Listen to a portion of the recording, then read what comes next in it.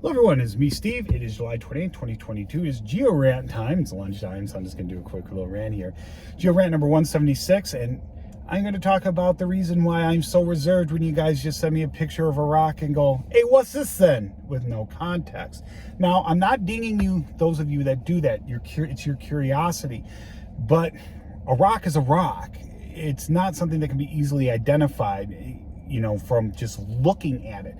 And we as humans like to be able to do that. We're evolved to recognize certain patterns, which actually can be detrimental to us as well. That's why we see things like Jesus in toast, even though it's just burnt toast, pareidolia. But that's a talk for another time. I'm not going to address that here. We are evolved to recognize many patterns, like human faces. There's an evolutionary advantage to being able to recognize each other as individuals. Predators, or at least a general predator, okay, that's friendly-ish, that's going to eat me. And fruits and vegetables to a degree, there's an evolutionary advantage being able to discriminate those. It's why we can see red, but most primates cannot, because that helps us in the fruit thing, it does. Anyway, and we can usually recognize things we build, because we've grown up with them at the human scale. Like, I can identify a car. Oh, that's a sedan, but I may not be able to tell you which one, or make, or model, or year, because it's out of my experience, but I know it's a car. See, now we're starting to get into the whole problem of identifying things from a random picture. I thought of that because of that. How many of you could tell me what kind of car that is right there? That's my coworkers. I'm not even sure. I think it's a Honda. Okay, so you can't just randomly do these types of things. Now, when it comes to rock identification, we are not evolved to identify these things. We didn't really start using, other than flint materials, stone tools. We really had no need to identify these things until we started developing a metal-based technology, which was relatively recent in human history, beginning of the Bronze Age. I'm not an archaeologist, I'm not going to argue semantics, just roughly that's what I have in my head, and I don't remember how far back that goes. So, about the dawn of civilization, and we started building things out of rocks as well. But all right, so now I'm trying to set the stage here for something here. So see how this can be a little bit difficult, and there's a lot of other things that you're not evolved to recognize just from a picture. If I took a picture, from say from back there, from where the flag is, if I took a picture of they were closer here, but the picture's gonna be from back distance, of 3 white powders, and go, hey, what's this then? That's about a meter distance or so. Are you gonna be able to tell me what those are? No, you're not. One could be salt, one could be flour, one could be cocaine. 2 could be flour, 1 could be cocaine. None of them could be salt, flour, or cocaine. See, that's the problem. You see where I'm going with this? This is why, as a trained geologist, I have my reservations when you do that. It's not a ding on you. And like I said, we like to sit there and think we can just identify something by looking at it. But that's not the case. And you see me holding this rock. I've held it up for you before. And that it's a dolo stone with calcite on it. It's calcite there. But if you just showed me a picture of this, they went, hey, Steve, what's this on? Without me knowing where or what outcrop it came from or something like that, where I can get a bigger picture, about it. I could sit there and say from this distance, well, that's gray, and I would probably come to the conclusion that this is a carbonate rock and this is probably calcite, but it could also easily be some sort of tuff or something with some sort of inclusion in it at this distance, or this could be limestone and this could be quartz, something like that. And when people do that, and I see in rock groups a lot of people do that, and rock hounds who don't have any formal education will just jump on it and give a suggestion. But when people do that, remember, it needs to be taken with a grain of salt, because they don't know, and I understand that. You have not been formally trained. But me being formally trained, I know how to do that. Now, to identify things specifically, we really need to look at a microscopic level. Our eyes usually that good of a resolution. So there's another problem. A lot of minerals can look like a lot of minerals. All right. Me, with a rock with a bunch of olivine and pyroxene in it, a black rock, if I just put it in front of you, even though you can see the crystals pretty well, unless you know what to look for, you're not going to be able to identify any of that. You're going to go, oh, it's a black rock. You'll probably call it a basalt, but you'd be wrong. So it'd be an ultramafic coarse grained rock, not really peridotite, because that's fine. But anyway, I digress. So where was I going with this? Oh yeah, okay. So you really need a hand lens, if not better, analysis, depending on the level you're looking for. And people sit there and say, college is a waste, whatever, I don't need that.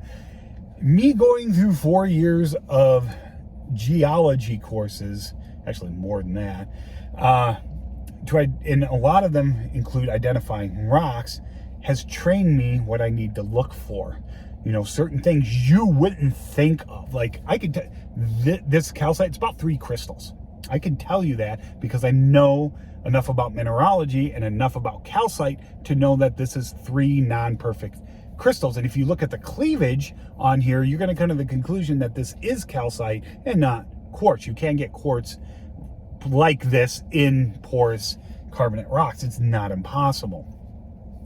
So, you can't just sit there. In me being trained at university puts a lot of information in a lot short time. I could spend decades reading, even if I'm very academically proficient, I'm really good at math, it would take me many, many years to start going through books and trying to, because you can't just identify a mineral. You don't just look for 1 or 2 things. You need to have a firm understanding of mineralogy and petrology in order to successfully do this. Okay, and that's one of the reasons why I have my aid books from that and experience. And then in experience, you learn things as you do it. So experience does play a part, don't get me wrong there, but it is not the biggest part. You need to be trained to identify these things. My wife has an uncle, and in the background of some of my videos, you've probably seen it. He does woodwork, bowls, little things like that, utensils, stuff like that. I think he might even do figurines. But he has told me people will send him a picture close up of wood and be like, is this good to do? Work with? He doesn't know. You were not evolved for that. You need something. You need to, it says a lot for me to be able to hold this and touch this.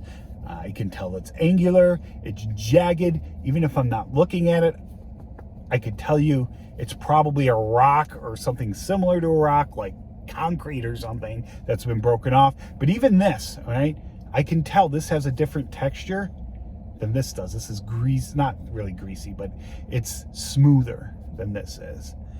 So you see, by holding something in your hands, a picture can't tell me any of that. It can't tell me how rough this is or anything like that. I'm just, by looking at this, I can see there's remnants of fossils. We have some good dolomitic crystals in here, but they're in the rock. So that's why when you just send me a picture out of context, I have reservations. All right. And sometime I'm going to trick you. I'm giving you a little insight here is the trick. I have 2 rocks. Both are black. Both are crystalline. Fine crystalline. Fine to medium crystalline. And if I'm going to put them in front of you, and I'm going to go, what are these? And most of you are probably going to say basalt. And you'd be right for one. And I'm going to say, well, you got one right. What about the other one? And you're not going to know because it's very rare. But I can take you to places in Illinois in outcrop where this exists, along rivers in the Pennsylvanian. So I'll be showing you one that's igneous in origin and one that's sedimentary because it's a black limestone. Those are very rare, and and sedimentary rocks, they can be crystalline to a little degree. I mean, just pointed out the one dolomite in there. So that limestone that's black and exists in big nodules, a couple meters across usually, and they'll be bumpy. They kind of look like that silicon creature with the round eggs in Star Trek, the original series, except it's all black and it weathers kind of light yellowish brown. So, but I'll show you fresh faces and you'll see by me just doing that that it's hard. It's really hard to do. And that's why you shouldn't do petrology online or mineral identification online. You really need to be shown how to do that, because if you've ever taken a petrology class by a good professor, you'll know they'll try to trip you up. I remember, because I'll never forget this, we were identifying minerals, and he had 3 iron minerals, and all looked slightly different. Now, it turns out, I'm like hematite, geotite, I'm like, I don't know what this third one could be. But I didn't think that he was trying to trick us. They're all hematite. All 3 of them. They just look different. All right. I did get the extra credit right, though. I didn't know what it was, but he tried to give it like striped paint, which was hard like a rock. But I knew that I didn't know it was paint. And I'm like, oh, that's not a mineral. And I did get the asphalt right, though. I did pick out the asphalt. It's a very unusual looking one, but I did get it right. Anyway, we're at 11 minutes, so I think I'm going to cut it off here. If you have any questions or comments, please leave them below. I hope you learned something. I hope that clears things up for you.